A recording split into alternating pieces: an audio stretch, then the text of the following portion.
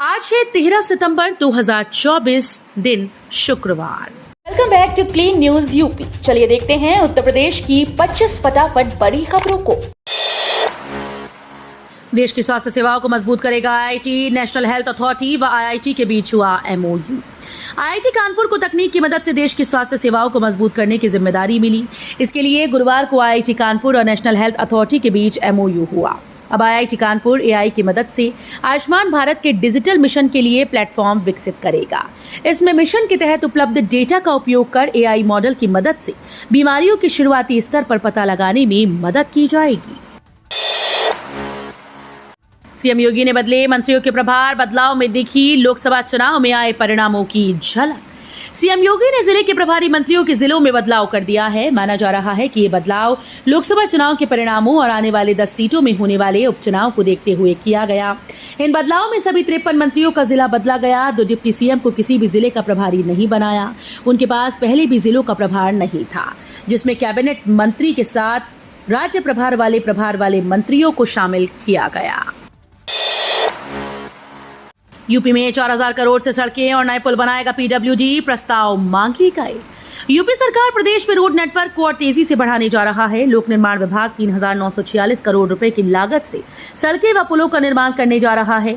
इसके लिए विधायकों, विधान परिषद सदस्यों, जिलाधिकारियों के साथ पीडब्ल्यूडी के अधिकारियों से प्रस्ताव मांगे गए। जो प्रस्ताव आएंगे उनमें से प्राथमिकता के आधार पर जो काम अधिक जरूरी होगा उसे कराया जाएगा। ई पॉश मशीन में उंगली स्कैन न हो तो भी मिलेगा राशन। पंजीकृत मोबाइल नंबर पर ओटीपी भेजकर कोटेदार देगा राशन। कानपुर में ई पॉश मशीन में उंगली स्कैन नहीं कर रही है तो भी कोटेदार राशन देने से मना नहीं कर पाएगा। आपको कोटेदार को पंजीकृत मोबाइल नंबर देना होगा। कोटेदार ई पॉश मशीन में मोबाइल नंबर डालेगा तो ओटीपी आएगा। ओटीपी बताने के बाद राशन दे दिया जाएगा। मोबाइल नंबर पंजीकृत नहीं है तो जिला आपूर्ति कार्यालय जाकर करा सकते हैं। राम मंदिर के निधि समर्पण अभियान में जुटी 2800 करोड़ की धनराशि। सरकार को भरेंगे इतना टैक्स। अयोध्या की श्री राम जन्मभूमि में राम मंदिर निर्माण के लिए तीर्थ क्षेत्र की ओर से 15 जनवरी से 27 फरवरी 2021 के बीच करीब 42 दिनों तक चलाए देशव्यापी निधि समर्पण अभियान में कुल 2836 करोड़ 79 लाख की धनराशि का समर्पण राम भक्तों की ओर से किया गया।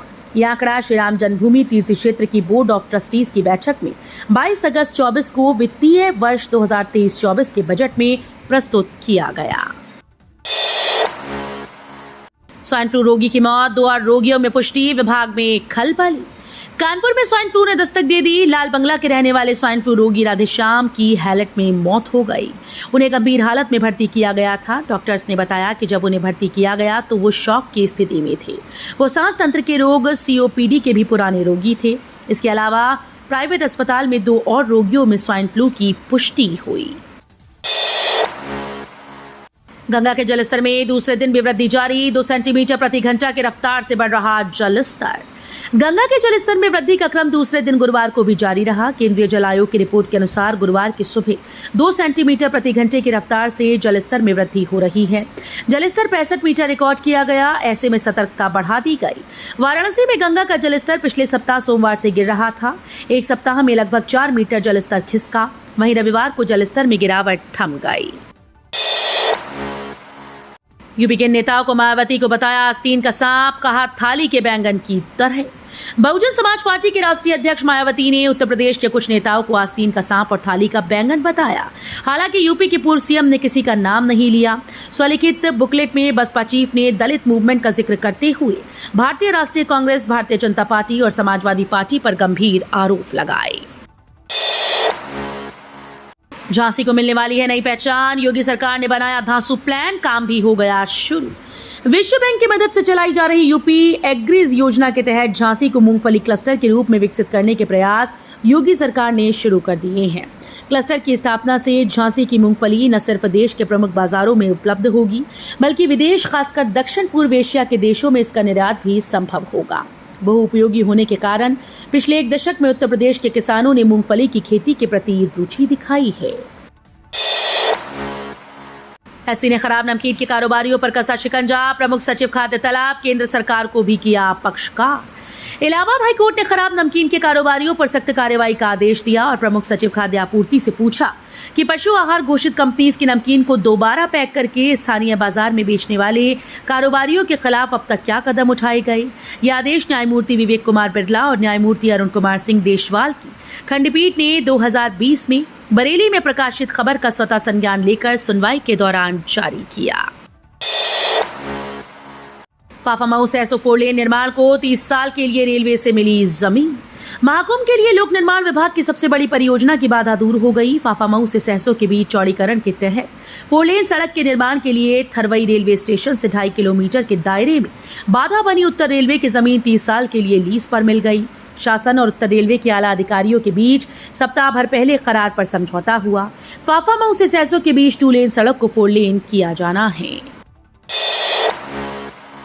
वाराणसी से आजमगढ़ का बढ़ा किराया। वाराणसी आजमगढ़ मार्ग स्थित बलिरामगंज में NHAI के टोल प्लाजा शुरू होने से रोडवेज बसेस का किराया भी बढ़ गया। अब वाराणसी से आजमगढ़ के लिए 7 रुपए ज्यादा किराया देना होगा। सिटी बसेस की सेवा भी प्रभावित है। 3 दिन से सिटी की डीजल बसेस टोल प्लाजा की ओर नहीं जा रही। इन बसेस का भी किराया बढ़ाए जाने पर मंथन चल रहा है। यूपी में भेड़ियों के बाद अब्बा का आतंक, खौफ में 50 गांव। इस आदमखोर ने ली 4 लोगों की जान। पिछले कुछ दिनों से यूपी में भेड़िए को लेकर खौफ का माहौल है। बहराइच में भेड़ियों के हमले में अब तक लगभग 10 लोगों की मौत हो चुकी है। ये हमले पिछले कई दिनों से मीडिया की सुर्खियों में बने हुए हैं। अब यूपी से बाघ के हमले की खबर आ रही है। बाघ के हमले की यह खबर लखीमपुर खीरी से आई है। वहां गन्ने के खेतों में छिपकर बाघ लगातार स्थानीय लोगों पर हमला कर रहा है। इस आदमखोर के हमले में अब तक 4 लोगों की मौत हो गई है। इस हमले को लेकर करीब 50 गाँव में खौफ का माहौल छाया है। औद्योगिक स्मार्ट सिटी का हिस्सा बनेगा BPCL परिसर। नैनी औद्योगिक क्षेत्र में बंद पड़ा BPCL का परिसर और सरस्वती हाईटेक सिटी को प्रयागराज औद्योगिक स्मार्ट सिटी का हिस्सा बनाने की तैयारी है। 28 अगस्त को केंद्र सरकार की घोषणा के अनुसार नैनी में सरस्वती हाईटेक सिटी को प्रयागराज औद्योगिक स्मार्ट सिटी की परिकल्पना के अनुसार विकसित किया गया है। नोएडा एयरपोर्ट के पास 2 सेक्टर्स में सेमीकंडक्टर हब खुला। ईडा सिटी में 2 लाख करोड़ के निवेश का रास्ता। ताइवान की तर्ज पर भारत को भी सेमीकंडक्टर इंडस्ट्री का ग्लोबल लीडर बनाने की योजना उत्तर प्रदेश और केंद्र सरकार ने बना ली।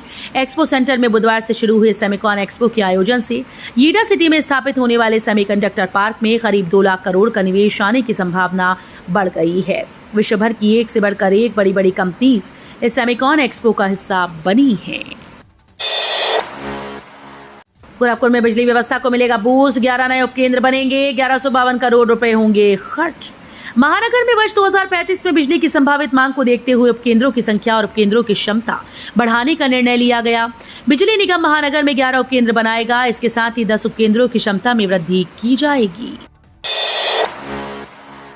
यूपी की टॉप यूनिवर्सिटी में प्रोफेसर लेक्चरर बनने का मौका।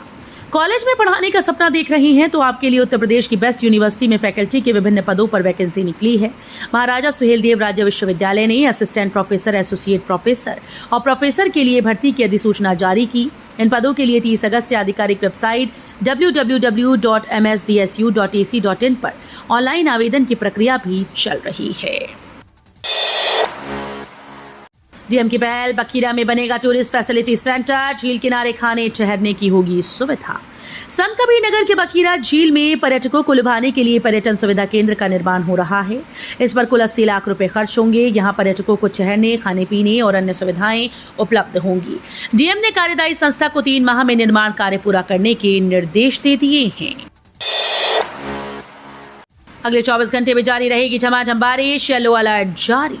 सितंबर माह में अच्छी बारिश हो चुकी है। मौसम विभाग ने अलर्ट जारी किया कि आगे भी बारिश जारी रहेगी, जो कि फसलों के लिए अच्छी साबित होगी। मौसम कार्यालय पर 24 घंटे में 52.7 मिलीमीटर बारिश दर्ज की गई। अभी 24 घंटे तक मौसम ऐसा ही बना रहने की संभावना है।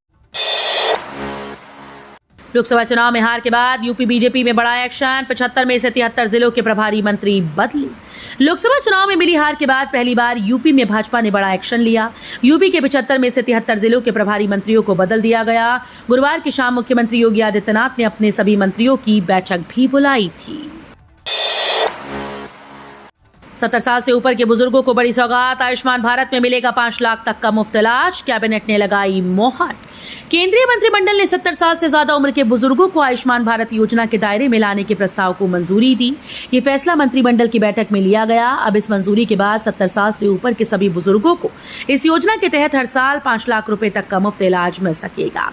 प्रधानमंत्री नरेंद्र मोदी की अध्यक्षता में केंद्रीय मंत्रिमंडल ने प्रमुख योजना आयुष्मान भारत प्रधानमंत्री जन आरोग्य योजना के तहत आय की परवाह किए बगैर 70 वर्ष और उससे अधिक आयु के सभी वरिष्ठ नागरिकों को स्वास्थ्य कवरेज को मंजूरी दे दी है। लहसुन के जरिए चीन का जहरीला खेल लोगों की सेहत से कर रहा खिलवाड़। चीन से आने वाली घटिया और जहरीला लहसुन एक बार फिर से हिंदुस्तान समेत कई देशों में फैल रहा है। इस लहसुन से लोगों की सेहत पर गंभीर खतरा मंडरा रहा है। देसी लहसुन के बढ़ते दामों का फायदा उठाते हुए चीन ने अपने जहरीले लहसुन को भारतीय बाजार में चोरी छुपे घुसाना शुरू कर दिया है। ये लहसुन न सिर्फ सेहत के लिए खतरनाक है बल्कि भारत के किसानों और कारोबारियों के लिए एक बड़ी चुनौती बन गया है। पीएम मोदी 15 सितंबर को देंगे 10 नई वंदे भारत एक्सप्रेस की सौगात। प्रधानमंत्री नरेंद्र मोदी 15 सितंबर को देश के विभिन्न राज्यों से 10 नई वंदे भारत एक्सप्रेस को हरी झंडी दिखाकर रवाना करेंगे। ये ट्रेन बिहार, उत्तर प्रदेश, पश्चिम बंगाल, छत्तीसगढ़, झारखंड, उड़ीसा, कर्नाटक, तेलंगाना, आंध्र प्रदेश, महाराष्ट्र के कई शहरों से होकर गुजरेगी। ग्रेटर नोएडा में होगा 10 लाख करोड़ का इन्वेस्टमेंट। उत्तर प्रदेश के मुख्यमंत्री योगी आदित्यनाथ ने घोषणा की है कि ग्रेटर नोएडा में जल्द ही 10 लाख करोड़ रुपए के निवेश प्रस्ताव का शिलान्यास करने के लिए ग्राउंड ब्रेकिंग सेरेमनी आयोजित की जाएगी। उन्होंने सेमीकंडक्टर उद्योग को उत्तर प्रदेश में निवेश करने के लिए आमंत्रित करते हुए कहा कि राज्य सरकार चिप इकाइयों के लिए भूमि सब्सिडी, 25% तक की पूंजी सब्सिडी जैसे प्रोत्साहन दे रही है। शहर से हटेंगी पुरानी डीजल वाली बसें, जाम और प्रदूषण मुक्त बनेगा बनारस। शहर की ट्रैफिक व्यवस्था सुधारने को गुरुवार को पुलिस कमिश्नर मोहित अग्रवाल और जिलाधिकारी एस राजलिंगम की अध्यक्षता में यातायात व्यवस्था की समीक्षा बैठक आयोजित की गई। बैठक में यह भी प्रस्ताव रखा गया कि शहर के भीतर स्थित रोडवेज और निजी बस स्टैंड को शहर के बाहर शिफ्ट किया जाए ताकि यातायात का दबाव कम हो सके। साथ ही बस चालकों को रूट डायवर्जन के नियमों का सख्ती से पालन कराने और सड़कों पर अनुबंधित बसेस को खड़ा न करने के निर्देश दिए गए। तो ये थी आज की 25 फटाफट बड़ी खबरें। अगर आपको न्यूज पसंद आई हो तो वीडियो को लाइक और शेयर जरूर करें। धन्यवाद।